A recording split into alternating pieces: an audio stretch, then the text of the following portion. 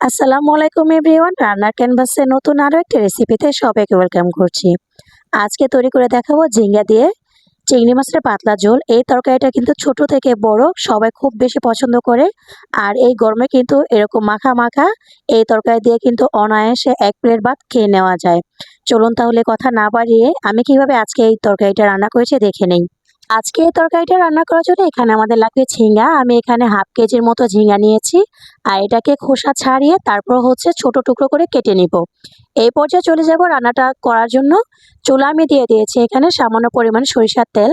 তারপর দিয়ে দিয়েছি ২টা পেঁয়াজ কুচি। আর পেঁয়াজটা আমি কিছুটা বাদামি কালার করে ভেজে নিয়েছি। তারপর এখানে দিয়ে দিয়েছি আগে থেকে কুটে রাখা চিংড়ি মাছ। আর চিংড়ি মাছটা দিয়ে আমি কিছুক্ষণ এই পেঁয়াজের সাথে ভেজে নিব। এখানে লবণ বা হলুদ কোনো কিছুই দেইনি, আমি শুধু চিংড়ি মাছটাই ভেজে নিয়েছি। তারপর দিয়ে দিয়েছি ১ টেবিল চামচ পরিমাণ আদা রসুন বাটা। আদা রসুন বাটাটা দিয়ে কিছুক্ষণ তেলের সাথে ভেজে নিয়েছি। ২ মিনিটের মতো ভেজে নিয়েছি। এই পর্যায়ে এখানে দিয়ে দিয়েছি হাফ কাপের মতো পানি। তারপর এখানে দিয়ে দিয়েছি হাফ টেবিল চামচ পরিমাণ হলুদের গুঁড়া। আমরা কিন্তু এই তরকারিটা একটু ঝাল কম দিয়ে রান্না করবো, এই জন্য হাফ টেবিল চামচের চেয়েও কম পরিমাণ দিয়েছি মরিচের গুঁড়া। দিয়ে দিয়েছি আমি এখানে হাফ টেবিল চামচের মতো ধনিয়া গুঁড়া। আর দিয়ে দিয়েছিলাম হাফ টেবিল চামচ লবণ, যেটা ভিডিওতে স্কিপ হয়ে গিয়েছে।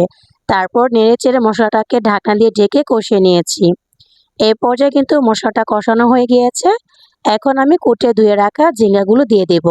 আমি ঝিঙ্গাগুলোকে এরকম ছোট টুকরো করে কেটে নিয়েছি। আপনারা কিন্তু লম্বা করে কেটে নিতে পারেন, যার যার পছন্দ অনুযায়ী তরকারি শেপ করে কেটে নিতে পারেন। এখন ঝিঙ্গাটা দিয়ে বেশ কিছুক্ষণ কষিয়ে নিব। এখানে কিন্তু কোনো প্রকার পানি দেওয়ার প্রয়োজন নেই।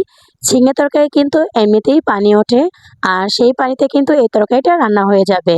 তবে কারো ক্ষেত্রে যদি একটু পানির প্রয়োজন হয় সেক্ষেত্রে সামান্য পরিমাণ গরম পানি দিয়ে নিতে পারেন। কষাতে কষাতে দেখতেই পেয়েছেন অনেক পরিমাণে কিন্তু ঝোল উঠেছে। আর এই ঝোলে কিন্তু ঝিঙ্গাটা রান্না হয়ে যাবে। আবারও ঢাকনা দিয়ে ঢেকে ২ মিনিটের মতো রান্না করে নিয়েছি। এই পর্যায়ে ঝিঙ্গাটা একদমই নরম হয়ে গিয়েছে আর সিদ্ধ হয়ে গিয়েছে। আমি এখানে লবণটা একটু চেক করে নিয়েছি। এই পর্যায়ে পারফেক্ট আছে লবণটা। আর এখন দিয়ে দিয়েছি আমি কুচি করে রাখা ধনেপাতা।